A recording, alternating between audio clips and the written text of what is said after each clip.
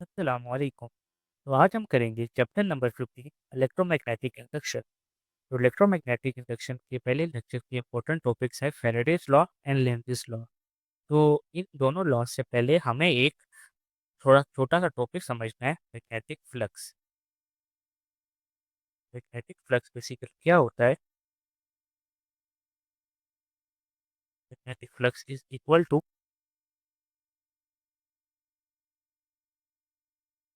E dot A. इसके A B goes of the where is magnetic field and A is the area of conductor placed in that magnetic field।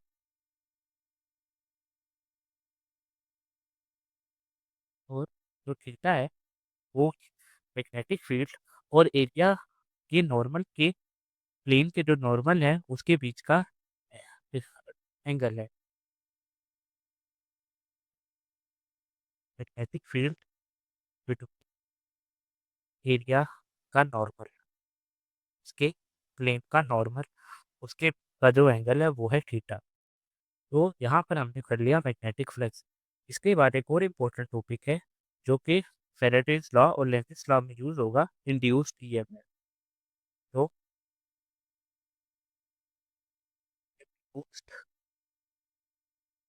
F F तो induced EMF is the voltage that is generated in a conductor when the magnetic field around it changes. So, induced EMF is the voltage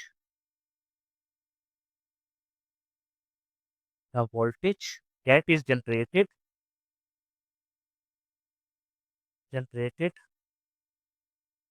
in a conductor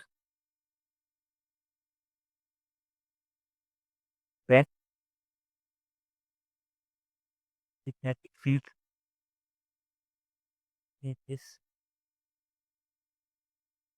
around that conductor। यहाँ पर induced EMF का भी हमने concept समझ लिया है। तो इसके बाद हम करेंगे फैराडेज लॉ।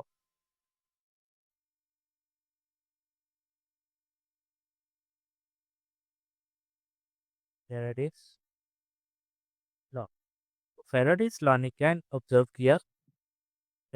फेराडे ने डिस्कवर किया electromagnetic induction, production of induced EMF and induced current by the time rate of change of magnetic flux.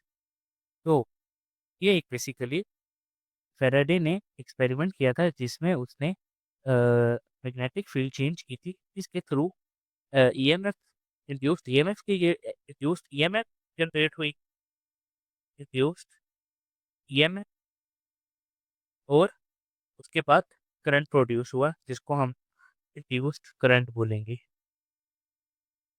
Induced current. तो इस इंड्यूस्ड करंट की वजह से बेसिकली उसने मैग्नेटिक फील्ड चेंज की और उसने एक बल्ब लाइट अप कर लिया था, राइट। तो इसके बाद हम इंड्यूस्ड करंट की थोड़ी सी प्रॉपर्टी देखते हैं। The induced current can be increased by. तो यहाँ पर हम थ्योरेटिकल एमसीक्यू डिस्कस कर लेते हैं।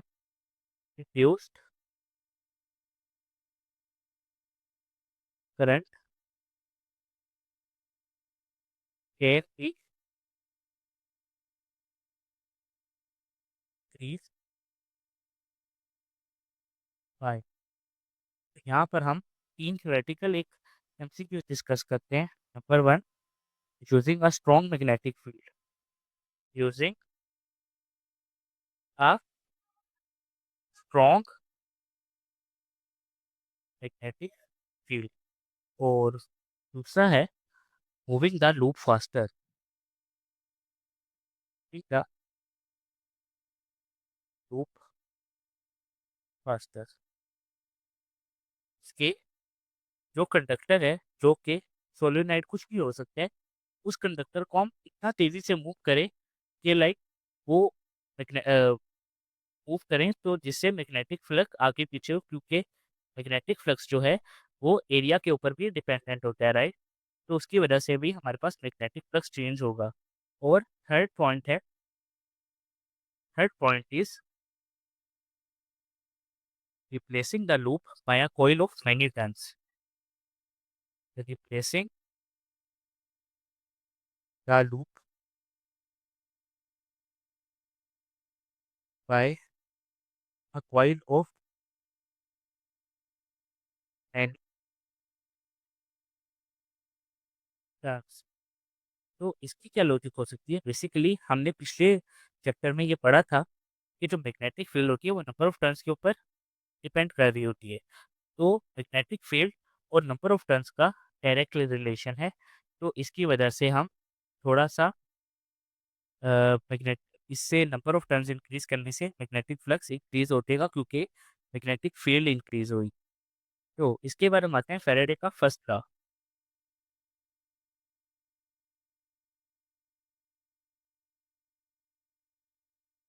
फैराडे के फर्स्ट लॉ में आता है कि induced EMF last till the flux remains changing.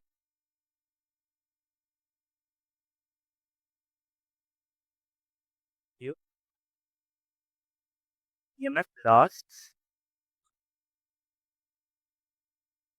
Till the flux magnetic flux remains changing. Okay. Faraday ने पहला लॉ ये दिया कि जब तक हम मैग्नेटिक फ्लक्स चेंज करते रहेंगे, इंड्यूस्ड ईएमएफ जनरेट होती रहेगी। तो इसके बाद फैराडे ने एक सेकंड लॉ दिया। तो सेकंड लॉ में उसने बोला induced EMF is directly proportional to the time rate of change of magnetic flux.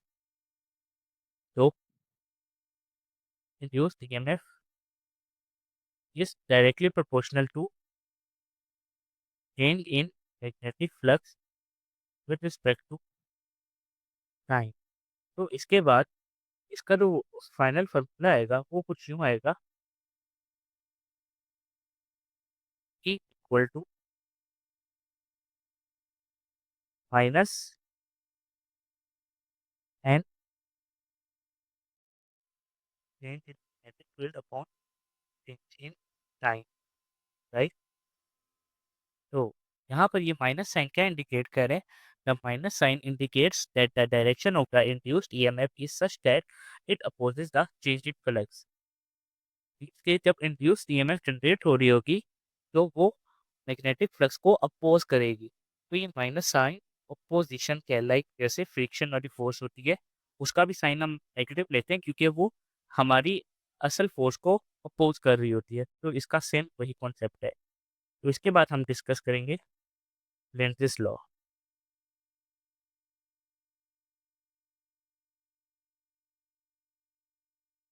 लेंज़िस law. तो लेंज़िस लॉ क्या कहते हैं? That direction of the induced current is always so as to oppose the change which cause the current. तो Lenz's law ने भी same बात बोली थी लेकिन इन टर्म्स ऑफ करंट बोली। तो the direction of the induced current of the induced current को मैं हाई लिख देता हूँ is always so as to oppose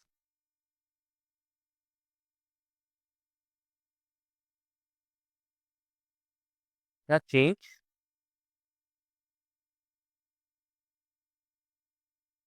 which cause the current के उस इफेक्ट को अपोज करते हैं जिसकी वजह से करंट पैदा हो रहा होता है। तो कॉज क्या है? मैग्नेटिक फ्लक्स ही है। तो बेसिकली सेम फैराडे वाली बात लेकिन इन टर्म्स ऑफ करंट।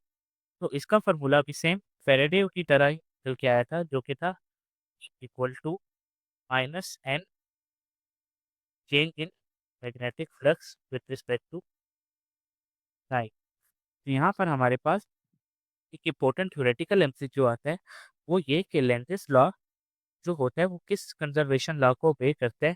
तो यहाँ पे मैं वो पॉइंट लिख देता हूँ। Lenz's law obey law of conservation of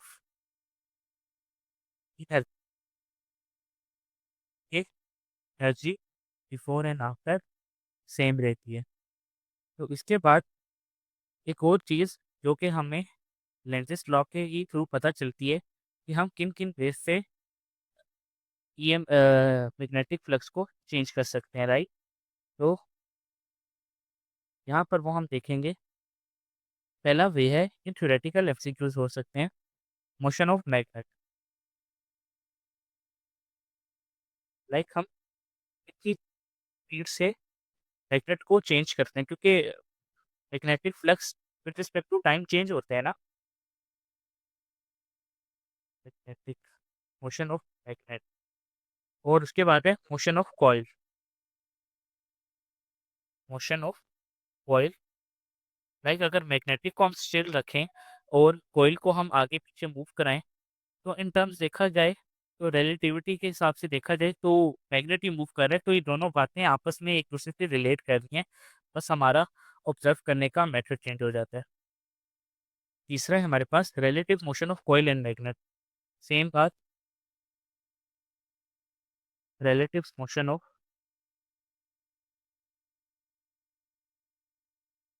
coil and magnet. जो पहले दो पॉइंट है उसका समरी है ये थर्ड पॉइंट, और फोर्थ पॉइंट है चेंज ऑफ करंट। तो ये four points as a theoretical MCQs आ सकते हैं। तो आज के दिन हमने फैराडेस लॉ और लेंज़ेस लॉ कर ली है। इंशाल्लाह नेक्स्ट लेक्चर में हम करेंगे mutual induction and self induction. Thank you very much. अल्लाह हाफिज़।